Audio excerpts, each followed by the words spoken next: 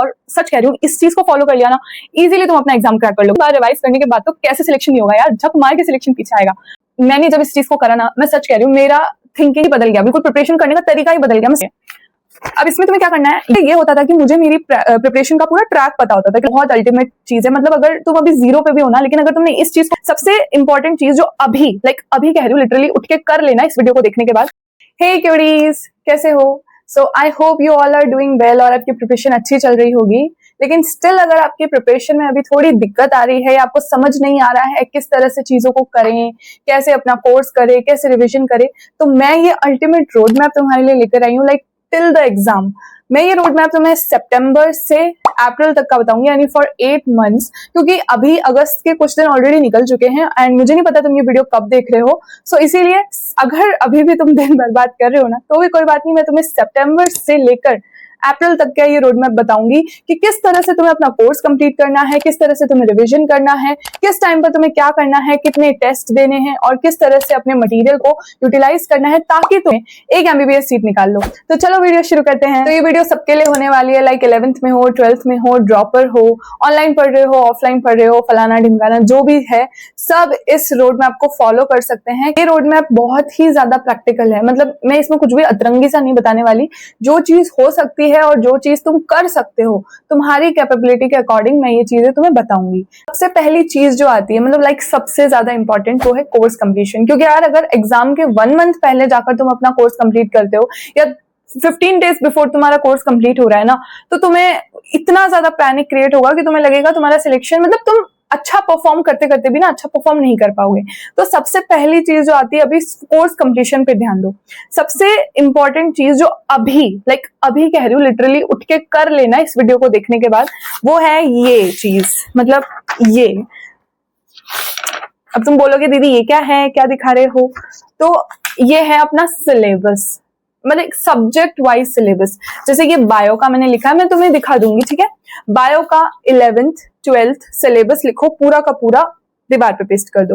Same for chemistry and same for physics. Like chemistry में तुम्हें physical chemistry, inorganic, organic इस तरह से डिवाइड करके चैप्टर्स को एक पेज में आ जाएगा यार, इतना लिखकर दीवार पे लगा दो। और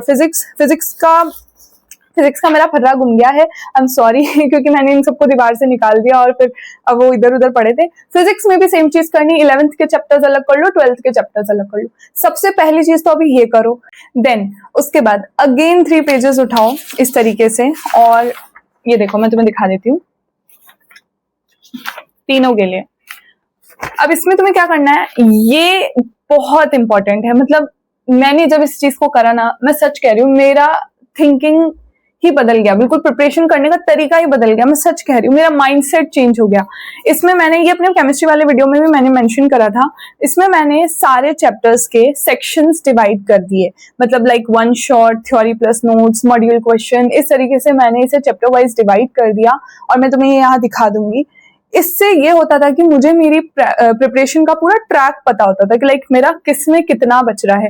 एंड सच कह रही हूँ यार, ये बहुत अल्टीमेट चीज है। मतलब अगर तुम अभी जीरो पे भी हो ना, लेकिन अगर तुमने इस चीज को बना के एक बार दीवार पे लगा दिया ना, तुम अगर दिन में भी ना कुछ नहीं कर रहे हो ना, तो सच कह रही हूँ तुम्हारा अपने आप जोश चढ़ेगा कि यार नहीं, अपने को करना है।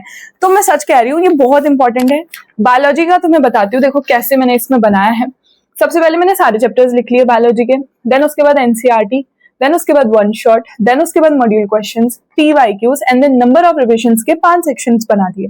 अब NCERT सबसे पहले पढ़नी है, ठीक है। फिर उसके बाद देखो मैंने इसमें रीडिंग मॉड्यूल को काट कर 1 शॉट करा था, क्योंकि मैंने तुम्हें बताया कि इसी बार मैंने सेल्फ प्रिपरेशन करी थी, तो पहले मैं सोचती थी कि लेक्चर्स नहीं लूंगी, मॉड्यूल्स पढ़ूंगी, बट देन उसके बाद मुझे ऐसा लगा कि मॉड्यूल पढ़ने का कोई मतलब नहीं निकल रहा है, तो मैंने 1 शॉट इसको काट के 1 शॉट कर लिया। देन उसके मैंने 1 शॉट्स लिए थे, मॉड्यूल के questions, PYQs, number of revision.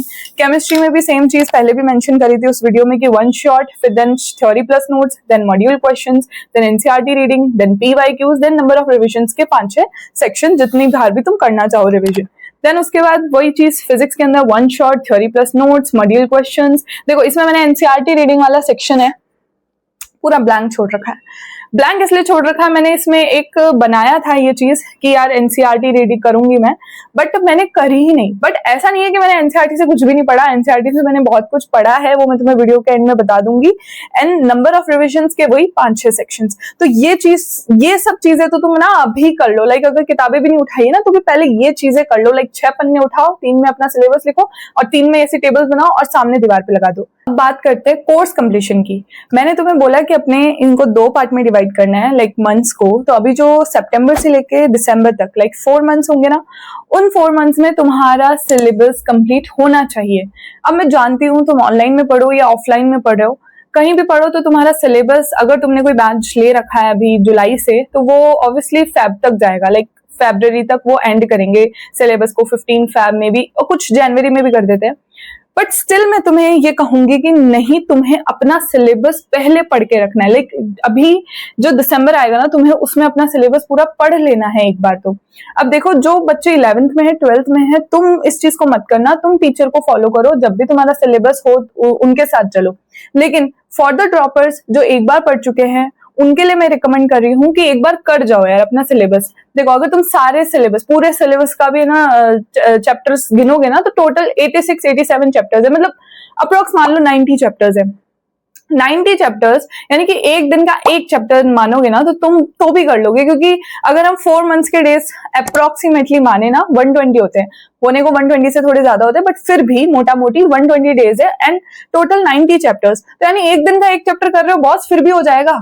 And उसके बाद भी 30 डेज बचेंगे और 30 डेज में तुम अपना रिविजन कर सकते हो। अब देखो करना कैसे है, ऐसा नहीं करना कि पहले तुम बायोलॉजी लेके बैठ गए, देन उसके बाद फिजिक्स उठा रहे हो, देन केमिस्ट्री उठा रहे हो। नहीं, फॉर पर डे तुम 2 चैप्टर तो उठाने की कोशिश करो। लेकिन जैसे कि बायोलॉजी है, बायोलॉजी के तो तुम 2 चैप्टर कर सकते हो ना यार एक दिन में, अगर तुमने अभी एक बार पढ़ रखा है तो ठीक है। लेकिन वहीं अगर जैसे मान लो फिजिक्स है, फिजिक्स का कोई बहुत बड़ा चैप्टर है, लाइक करंट इलेक्ट्रिसिटी है, जिससे बहुत सारे क्वेश्चंस आते हैं, तो तुम मत करो उसके साथ कोई और चैप्टर, तुम बस करंट इलेक्ट्रिसिटी करो उस दिन।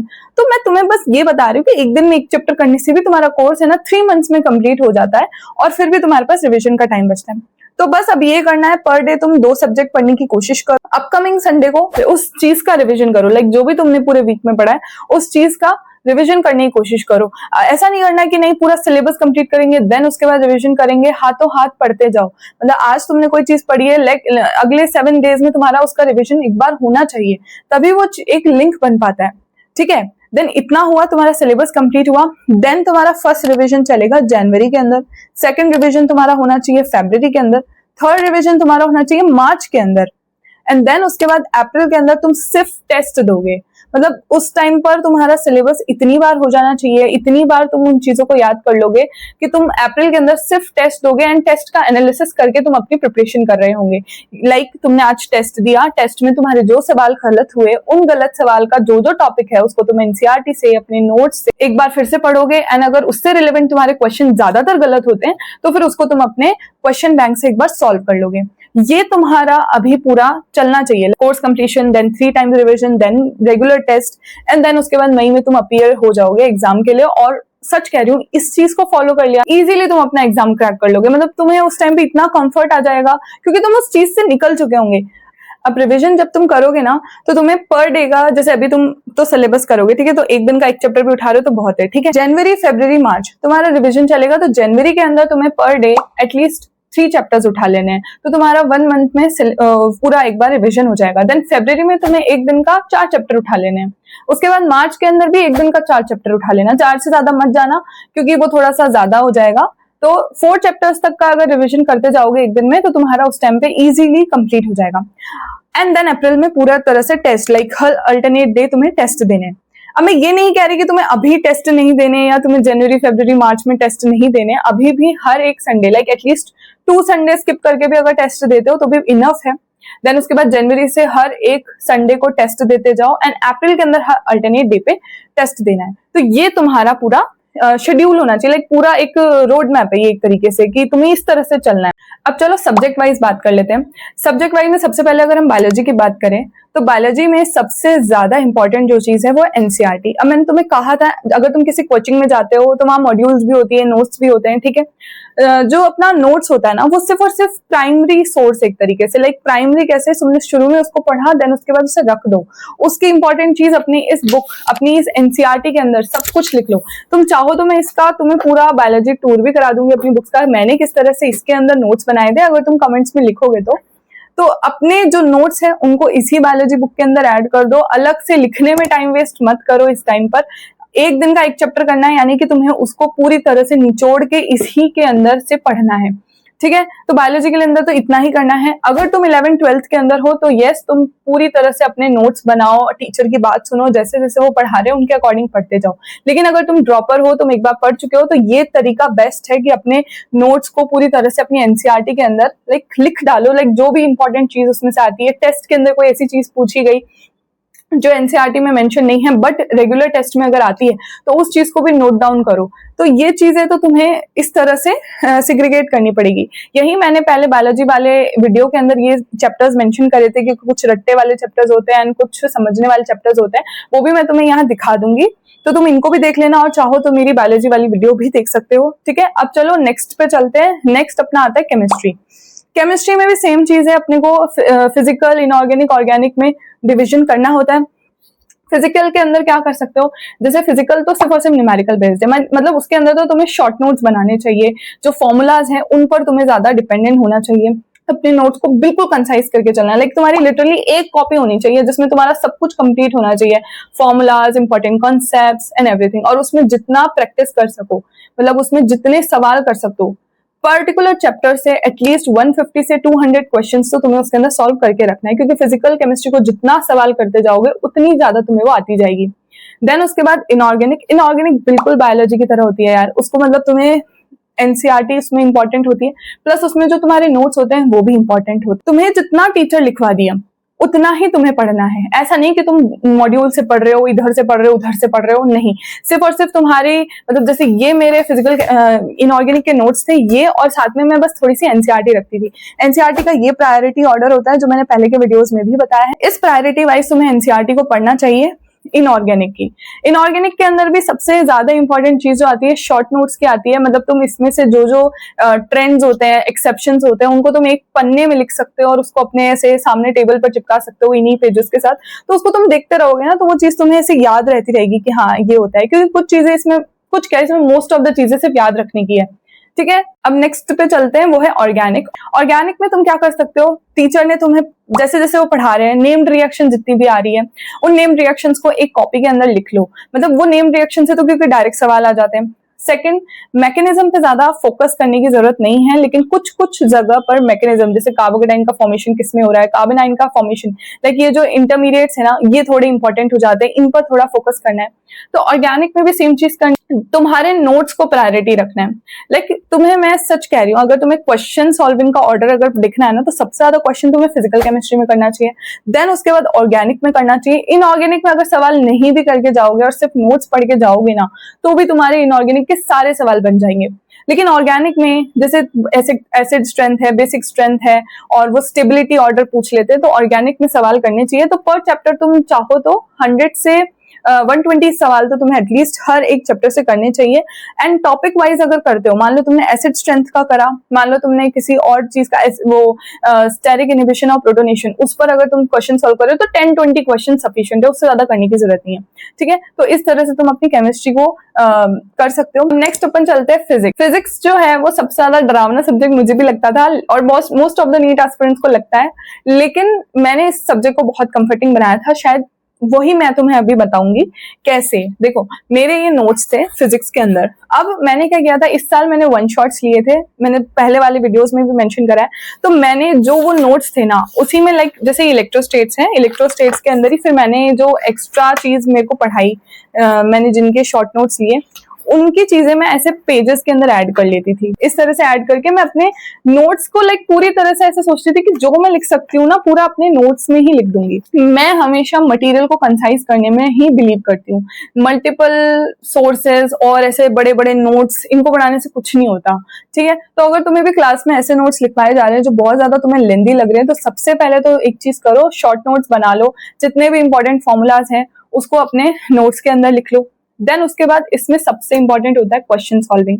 टॉपिक वाइज क्वेश्चन सॉल्व करते जाओ। मान लो कोई भी टॉपिक है, लाइक जैसे एम्पियर सर्किटल लॉ है, तो एम्पियर सर्किटल लॉ से ही तुम लाइक 5 से 10 क्वेश्चंस पहले सॉल्व कर लो। तुम्हारे जो मॉड्यूल्स तुम्हें प्रोवाइड होते हैं, उन मॉड्यूल्स के अंदर जो इलिस्ट्रेशंस होते हैं, जो एग्जांपल्स होते हैं, अगर तुम्हें फिजिक्स में प्रॉब्लम होती है ना, मैं सच कह रही हूँ, उनको सॉल्व करने की कोशिश करो, उनका सोल्यूशन देखो। लाइक ट्राई करो कि भाई क्वेश्चन में क्या बोला था, कैसे किया है, क्या अप्रोच लगाई है, उनसे देखकर सीखो। मतलब ये मत देखो कि भाई तुम डायरेक्ट क्वेश्चन करोगे, क्वेश्चन तुम्हें नहीं आ रहा तो यार मुझे तो आ नहीं रहा, उसको सीखने की कोशिश करो। वो एग्जांपल्स, इलस्ट्रेशंस इसीलिए प्रोवाइड होते हैं कि ताकि तुम उनको देख देख के उसकी अप्रोच सीख सको। एंड मटेरियल के लिए मैं फिजिक्स के लिए तुम्हें फिर से कह रही हूँ, मॉड्यूल्स ही तुम्हें सॉल्व करनी है। किसी भी और बुक के पास जाना, लाइक HCV, DC पांडे, ये सब बाद की बात है।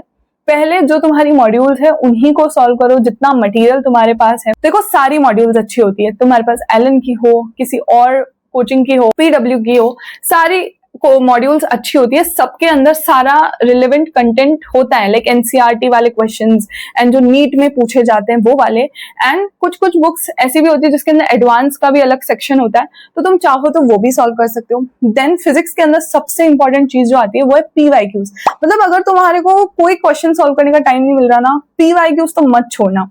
अब देखो, तुम मॉड्यूल्स अगर सॉल्व करते हो ना, तो मॉड्यूल्स में अलग से एक सेक्शन मिलता है। मुझे ऐसा लगता है कि यार मेरी जितनी मॉड्यूल्स थी उसमें सेक्शन था, PYQs का एक अलग से कॉलम था, तो उनको तुम सॉल्व करने की कोशिश करो।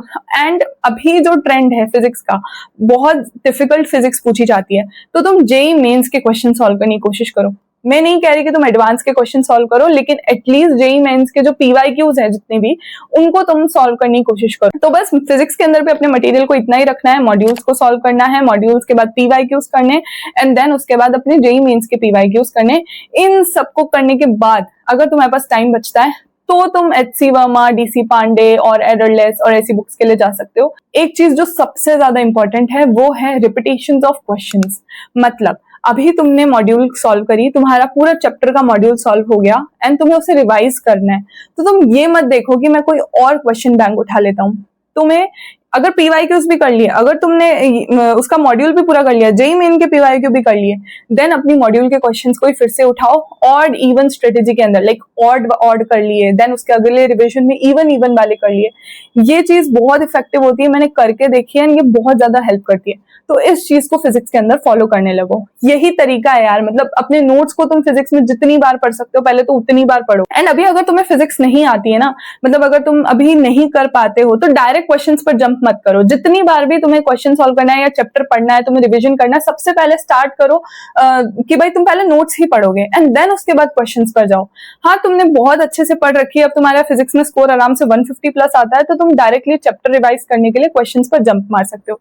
लेकिन अभी फिलहाल के लिए इन्हीं नोट्स को लाइक 5 से 7 टाइम्स तुम्हें रिवाइज करना है अपने पूरे जितना भी तुम्हारी जर्नी है। अब क्या करना है, जैसे जो अपना अभी का टाइम है सितंबर से लेकर दिसंबर तक, मैंने बोला तुम्हें कि एक पर डे का पर चैप्टर तुम पढ़ रहे होंगे, लेकिन साथ में तुम रिवीजन भी कर रहे होंगे, तो 1-2 बार रिवीजन तो तुम्हारा यही हो जाएगा।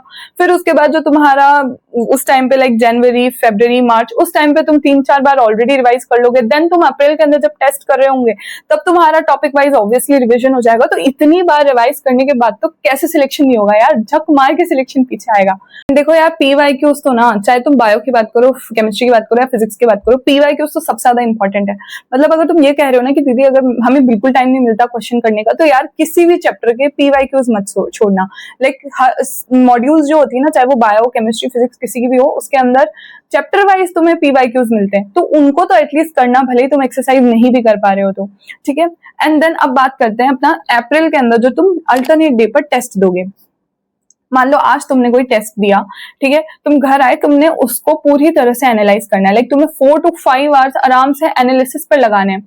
अब मान लो फिजिक्स के तुम्हारे 6-7 क्वेश्चन गलत हो गए, तो पहले तो तुम्हें ये दिमाग लगाना है कि यार मेरा ये क्वेश्चन गलत क्यों हुआ, क्या मैंने इसमें कोई सिली मिस्टेक यानी ब्लंडर करा था, तो अगर तुमने ऐसा कुछ करा था तो उस चीज पर वहां बड़ा बड़ा मार्क करो कि हाँ मैं ऐसी मिस्टेक कर देता हूँ और ये मेरी सिली मिस्टेक। सेकंड चीज, मान लो तुमने कोई प्लस का माइनस लगा दिया, माइनस का प्लस लगा दिया, वो वाली चीजें भी सारी सिली मिस्टेक में आती है। नेक्स्ट जो अपना मिस्टेक हो सकती है वो है, मान लो तुम्हारे कोई कॉन्सेप्ट में मिस्टेक था, लाइक या फिर तुम्हें कोई फॉर्मूला नहीं आया, तो वो चीज तुम्हें मेमोराइज करनी होगी, तो उस चीज को तुम अपनी एक डाउट कॉपी बनाओ और उसके अंदर मेंशन कर दो। नेक्स्ट वो वाली मिस्टेक हो सकती है, कुछ क्वेश्चंस ऐसे होते हैं जो बहुत टफ लगते हैं या जो बिल्कुल मतलब आउट ऑफ द बॉक्स होते हैं, उनको तुम पूरी तरह से अपनी डाउट कॉपी में मेंशन कर दो, लाइक पूरा सवाल ही डाउट कॉपी में लिख दो, ताकि अगर उससे सिमिलर कभी कोई क्वेश्चन आए तो तुम्हारा फंसे नहीं। ठीक है, फिजिक्स में तो ये हो गया। ऑर्गेनिक, इनऑर्गेनिक, फिजिकल की बात करें तो फिजिकल तो बिल्कुल फिजिक्स की तरह ही करनी है, लाइक उसमें भी वही चीज है। अगर मान लो कोई नया टाइप का क्वेश्चन लग रहा है तो उसको डाउट कॉपी में एज इट इज मेंशन कर। इनऑर्गेनिक में क्या करना है, ऑब्वियसली इनऑर्गेनिक में सारी मेमोरी वाली चीज आएगी, यानी कि अगर तुम्हें कोई सवाल गलत हुआ है तो या तो वो तुम्हें याद नहीं था या उसमें तुम्हें उसका वो पता नहीं था कि यार ये क्या होता है, लेकिन तुम्हें पढ़ाई नहीं वो चीज कभी, उस चीज को भी अपनी डाउट कॉपी में एज इट इज लिख लो। ऑर्गेनिक में भी सेम चीज हो सकती है, कोई नेम रिएक्शन है, तुम उसका प्रोडक्ट भूल गए, या फिर मान लो कार्बोकेटाइन की स्टेबिलिटी ऑर्डर पूछी थी और तुमने उसको गलती से कार्बोनाइन का समझ लिया, या जो भी इस टाइप की चीजें होती हैं उसको तुम अपने मोस्ट ऑफ द टाइम तो पेपर में ही सॉल्व करने की कोशिश करो, लाइक जो तुम्हारा पेपर है ना टेस्ट पेपर, उस पर ही लिखने की कोशिश करो। पर अगर लग रहा है ना कि नहीं ये पूरा सवाल ही बहुत ज्यादा ट्रिकी लग रहा है तो उसको अपनी डाउट कॉपी में मेंशन कर दो। इस तरह से एनालाइज करते जाओ। एंड अगर कोई टॉपिक के क्वेश्चन तुम्हारा रिपीटेडली गलत होता जा रहा है, लाइक तुमने आज टेस्ट दिया गलत हुआ, तुमने कल दिया वो फिर से गलत हुआ, मेरे साथ ऐसा होता था यार, तो मैं क्या करती थी फिर उस पूरे टॉपिक को ही वापस पढ़ लेती थी एक बार, क्योंकि ऐसा मेरे साथ एक केमिस्ट्री के क्वेश्चन के अंदर होता था जिसमें वो कुछ स्ट्रेंथ वगैरह का ऑर्डर था, तो वो मेरे बार बार गलत होते थे, फिर मैंने उसका पूरा एक यूट्यूब वीडियो लिया। तो ऐसे टॉपिक वाइज उस टाइम पे काम करना है अप्रैल के अंदर, ये नहीं कि पूरा पूरा चैप्टर पढ़ रहे हैं, जो चीज आती है वो ऑलरेडी आएगी, तुम्हें वर्क उस पर करना है, जो चीज गलत हो रही है, जो चीज अब नहीं आ रही है। देन उसके बाद last 7 days before your NEET exam, मतलब जब भी तुम्हारा नीट एग्जाम होगा उसके 7 दिन पहले सब छोड़ देना, मतलब टेस्ट वेस्ट जो भी चीजें हैं, मैं सच कह रही हूँ, सब कुछ छोड़ देना, सिर्फ अपने नोट्स उठाना, अपने शॉर्ट नोट्स उठाना, अपनी बायो की एनसीईआरटी उठाना, एंड उस टाइम पे बस उसको पूरी तरह से पढ़ जाना। मतलब उस टाइम पर तुम्हें ये नहीं दिमाग लगाना यार मेरा ये वीक है या वो वीक है, अब बस करना, लाइक 7 दिन पहले कुछ भी नया नहीं पढ़ना, जो पढ़ा है उसको ही रिवाइज करना है फ्रॉम द स्क्रैच, मतलब स्टार्टिंग से लेके एंड तक सब कुछ रिवाइज कर जाना है, एक भी चीज नहीं छोड़नी है। एंड देन उसके बाद पेपर में जाके बैठ जाना। सच कह रही हूँ बहुत अच्छा पेपर जाएगा, ये पूरी चीजें अगर इस तरह से फॉलो कर ली ना तो बहुत ही अच्छा पेपर होगा। और अगर तुम अभी 200 नंबर ला रहे हो, 300 ला रहे हो ना, तो भी तुम एक एमबीबीएस सीट अच्छे से अचीव कर लोगे। अगर पेपर इजी आएगा तो 650 प्लस मार्क्स ले आओगे, और अगर बहुत टफ आएगा रीनीट की तरह तो आराम से 580 प्लस मार्क्स तुम स्कोर कर लो। तो यार this is for the today's video, and मैंने इसमें जो भी चीज मुझे लगी थी रिलेवेंट, जिस तरह से मैंने अपनी प्रिपरेशन करी थी इस साल, वो मैंने तुम्हें यहाँ पर शेयर करी। एंड तुम मेरा टेलीग्राम चैनल भी ज्वाइन कर सकते हो, जिस पर मैं अपने मतलब शॉर्ट नोट्स प्रोवाइड करती हूँ, नीट क्विजेस वहां पे जनरेट करती हूँ, और सारी अपडेट्स मेरे टेलीग्राम पर आती है, तो तुम उसे ज्वाइन कर सकते हो। एंड या so thank you so much, and subscribe कर लेना, लाइक करना, शेयर करना अपने फ्रेंड्स के साथ इस वीडियो को, और अगर हेल्पफुल लगी हो तो कमेंट डाउन करना जो भी तुम्हारा ओपिनियन है। ठीक है, तो bye, thank you, see you all.